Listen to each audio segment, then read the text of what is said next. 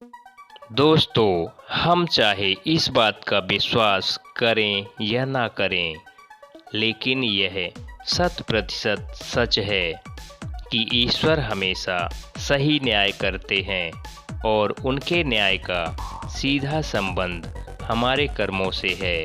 हम अच्छा कर्म करेंगे तो हमें अच्छा ही फल मिलेगा और अगर बुरा करेंगे तो बुरा परिणाम ही भुगतना पड़ेगा। तो दोस्तों, आगे शुरू करते हैं कहानी। एक रोज रास्ते में एक महात्मा अपने शिष्य के साथ भ्रमण पर निकले। गुरुजी को इधर उधर की बातें करना पसंद नहीं था। कम बोलना और शांतिपूर्वक अपना कार्य करना गुरुजी का बहुत प्रिय था, परंतु शिष्य बहुत ही चपल था। उसे हमेशा इधर उधर की बातें ही सूझती रहती थी। उसे दूसरों की बातों में बड़ा ही आनंद आता था। एक दिन की बात है, चलते हुए जब वो तालाब से होकर गुजर रहे थे तो उन्होंने देखा कि एक धीवर नदी में जाल फेंके हुए है। शिष्य यह सब देख खड़ा हो गया और धीवर को अहिंसा परमो धर्मः का उपदेश देने लगा। लेकिन धीवर कहाँ समझने वाला था। उसने टालमटोल करनी चाहिए और बात जब बहुत बढ़ गई तब शिष्य और धीवर के बीच झगड़ा चालू हो गया। यह झगड़ा देख गुरुजी, जो उनसे बहुत आगे निकल गए थे, वे लौटे और अपने शिष्य को अपने साथ चलने को कहा। शिष्य को पकड़कर लेकर चल दिए। गुरुजी ने अपने शिष्य से कहा, बेटा, हम जैसे साधुओं का कार्य सिर्फ समझाना है, लेकिन ईश्वर ने हमें दंड देने के लिए धरती पर नहीं भेजा है। शिष्य ने पूछा, महाराज को ना तो बहुत से दंडों के बारे में पता है और ना ही हमारे राज्य के राजा बहुतों को दंड देते हैं, तो आखिर इसको दंड कौन देगा। शिष्य के इस बात का जवाब देते हुए गुरुजी ने कहा, बेटा, तुम निश्चिंत होकर रहो। इसे भी दंड देने वाली एक अलौकिक शक्ति इस दुनिया में मौजूद है, जिसकी पहुंच हर जगह है। ईश्वर की दृष्टि सब जगह पर है और वह हर जगह पहुंच जाते हैं। इसीलिए तुम अभी चलो, इस झगड़े में पड़ना गलत होगा, इसलिए इस झगड़े से दूर रहो। शिष्य गुरुजी की बात सुनकर संतुष्ट हुआ और उनके साथ चल दिया। इस बात को सिर्फ 3 साल ही बीते थे। एक दिन गुरुजी और शिष्य दोनों उसी तालाब से होकर गुजरे।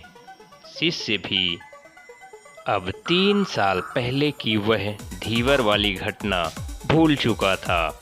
उन्होंने उसी तालाब के पास एक चोट खाए हुए सांप बहुत कष्ट में था। उसे हजारों चींटियां नोच नोच कर खा रही थी। शिष्य ने यह दृश्य देखा तो अब उससे रहा नहीं गया। दया से उसका हृदय पिघल गया।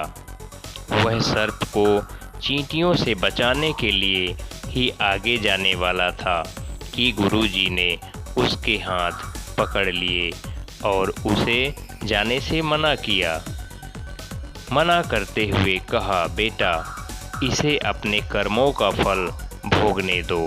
यदि अभी तुमने इसे रोकना चाहा तो इस बेचारे को फिर से दूसरे जन्म में यह दुख भोगने पड़ेंगे, क्योंकि कर्म का फल अवश्य ही भोगना पड़ता है। शिष्य ने गुरुजी से पूछा, गुरुजी, इसने कौन सा ऐसा कर्म किया है जो यह इस दुर्दशा में पड़ा हुआ है। गुरुजी बोले, बेटा, यह वही धीवर है जिसे तुम 3 वर्ष पहले इसी स्थान पर मछली न मारने का उपदेश दे रहे थे और वह तुम्हारे साथ लड़ने के लिए आग बबूला हो रहा था।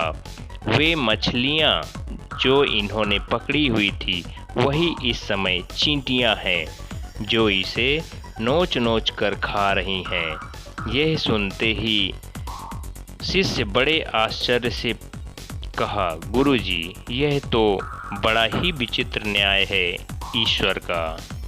गुरुजी ने कहा, बेटा, इसी लोक में स्वर्ग नरक के सारे दृश्य मौजूद हैं।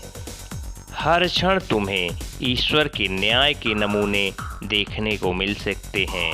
चाहे किसी के कर्म शुभ या अशुभ हों, कर्मों का फल भोगना ही पड़ता है। जीवन का हर क्षण कीमती है, इसलिए इसे बुरे कर्मों के साथ व्यर्थ मत जाने दो। ईश्वर हमेशा न्याय ही करता है। तो मित्रों, इस कहानी से हमें क्या सीख मिलती है, कमेंट में हमें ज़रूर बताइए और हमारे चैनल को सब्सक्राइब ज़रूर कीजिए। A2 Hindi story. धन्यवाद दोस्तों, आपका दिन मंगलमय हो।